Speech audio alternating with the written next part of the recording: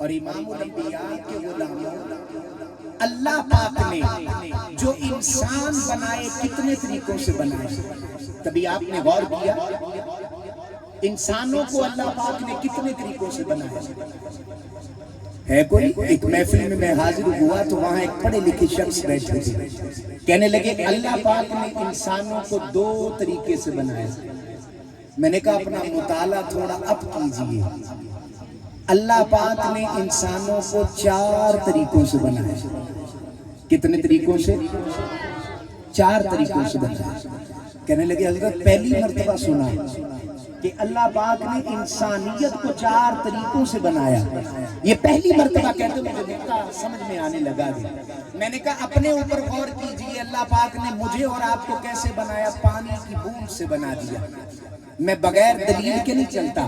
ان خلق احدکم یجمع فی بطن امہ 40 سباقا ثم یکون علقۃ مثل ذلک ثم یکون مضغۃ مثل ذلک۔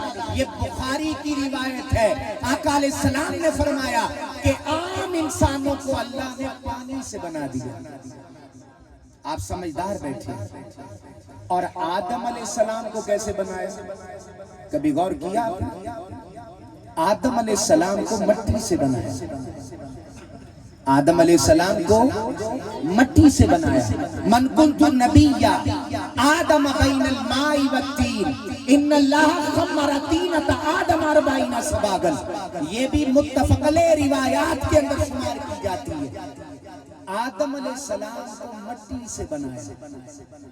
اب ذرا غور کیجئے گا جناب عیسیٰ علیہ السلام کو کیسے بنایا؟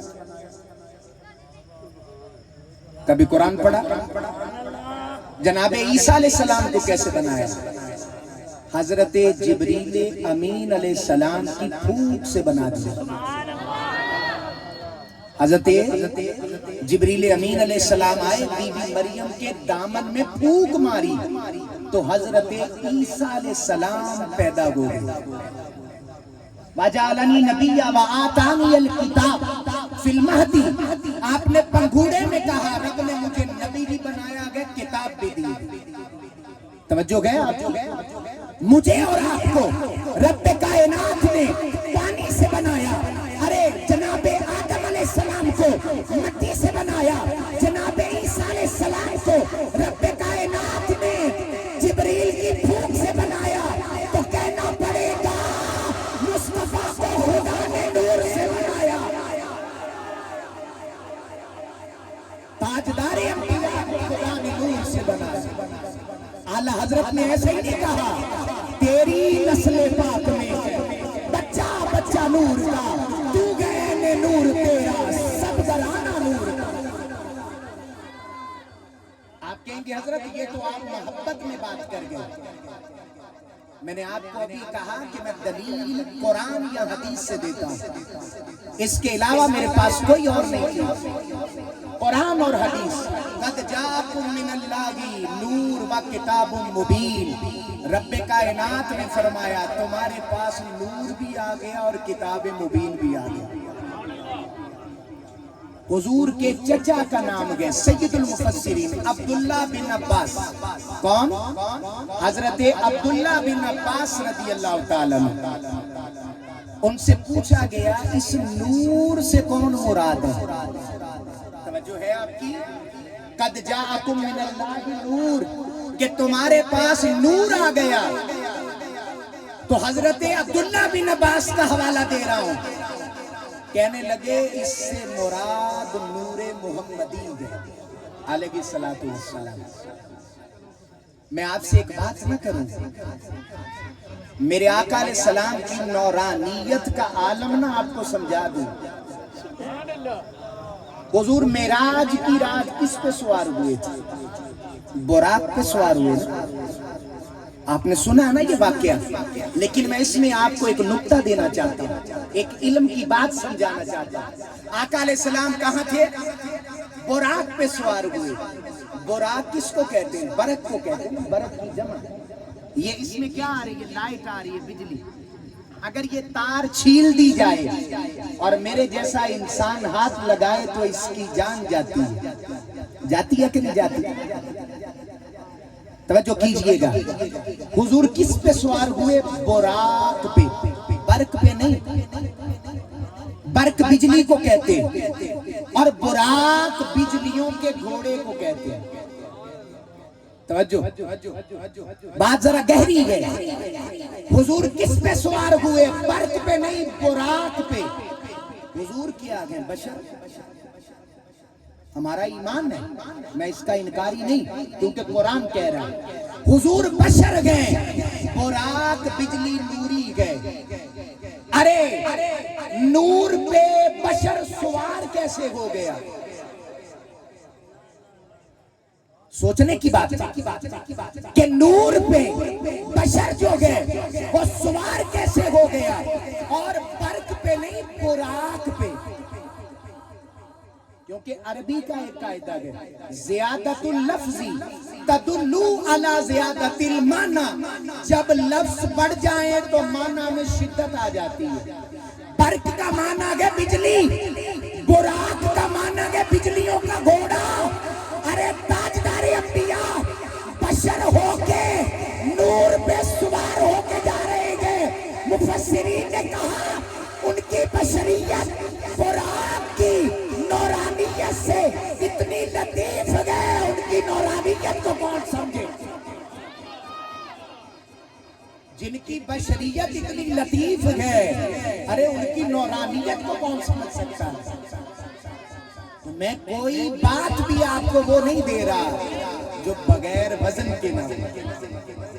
آپ کہتے ہیں نا، کسی جگہ جاتے ہیں، کوئی فنکشن کرنا ہو، کسی مارکی میں جاتے ہیں، وہاں جاتے ہیں، آپ ان کا سارا کچھ دیکھتے ہیں کہ یار کھانا کیسا ہوگا، سٹنگ کیسی ہوگی، یہ کیسا ہوگا، وہ کیسا ہوگا۔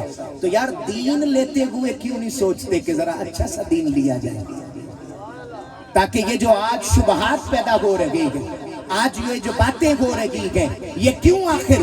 اب غور کیجئے گا، میں آپ کو بتا رہا تھا کہ حضرت عبداللہ بن عباس نے فرمایا کہ اس سے مراد، اس نور سے مراد مصطفیٰ ہے۔ کیونکہ میں نے آپ کو بتایا کہ رب نے مصطفیٰ کو کیسے بنایا؟ اعلیٰ حضرت ہی کہتے ہیں نا، چمک تجھ سے پاتے ہیں سب پانے والے۔ ارے میرا دل بھی چمکا دے چمکانے والے۔ ارے تو زندہ ہے واللہ، تو زندہ ہے واللہ، میری چشم عالم سے چھپ جانے والے۔ تو امام الانبیاء کے غلاموں حضور نور گئے۔ بات سمجھ آئی؟ اور ایک اور بات میں آپ کو سمجھا دوں، حضرت شیخ عبداللہ محدث دہلوی کا نام سنا ہے آپ نے؟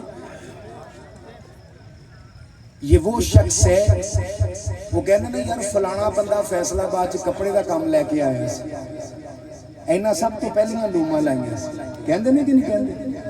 یار شوارمے کا کام فلانا بندہ لے کے آیا ہے، سمجھان دے نا بزرگ کہ یار انہاں ریڈی تو بڑی ترقی کر لی یار، آج انہاں دے اپنے ہوٹل نے، وہ نہ شروع کیتا ہے کام۔ یار پیزا جڑا ہے گا اے روٹی دے ہوتے کو بابا جی صاحب انہاں کہ یار ایک ہی لے آئے ہو، آندھے جی پیزا، بابا آندھا یار نان دے ہوتے انہا بڑا سامان سٹ کے لے آئے آندھا پیزا۔ وہ گل سمجھ آ رہی ہے؟ تو ہر ایک چیز کی ابتدا ہوتی ہے بلا تشبیہ و تمثیل۔ اگر برے صغیر میں حدیث آئی ہے تو کس کی وجہ سے؟ شیخ عبداللہ محدث دہلوی کی وجہ سے۔ توجہ کیجئے گا، میں چھوٹا بندہ نہیں بیان کر رہا، وہ بندہ جو حدیث کو برے صغیر میں لایا۔ تو بات سمجھنے والی ہے، بڑی توجہ طلب بات۔ آپ فرماتے ہیں میری زندگی میں کئی مرتبہ ربیع الاول آیا اور 12 تاریخ آئی، لیکن ایک 12 ربیع الاول میں مکہ پاک میں تھا۔ کہاں تھا؟ مکہ پاک میں۔ کہتے ہیں میں حیران رہ گیا، میں نے بڑے بڑے کشف قبور کیے، میں نے بڑی بڑی جگہ جا کے مراقبے کیے، میں قبروں پہ بیٹھا، میں نے حالات قبور کو جانا، میری رب سے بڑی دوستی، میرا رب سے بڑا تعلق۔ کہتے جب میں 12 ربیع الاول کو ایک مرتبہ حضور کی جائے ولادت پہ پہنچا، میں نے دیکھا کہ رب کی رحمت ہر جگہ پر آسمان سے زمین کو آتی ہے، لیکن 12 ربیع الاول تھی۔ میں نے رب سے کہا یہاں کیا ہوتا ہے؟ رب نے کہا یہاں سے دیکھ، یہاں رحمت زمین سے آسمان کو جا رہی ہے۔ تو کہتے نور زمین سے آسمان کو جا رہا ہے۔ یہ حضرت شیخ عبداللہ محدث دہلوی علیہ رحمہ نے فرمایا۔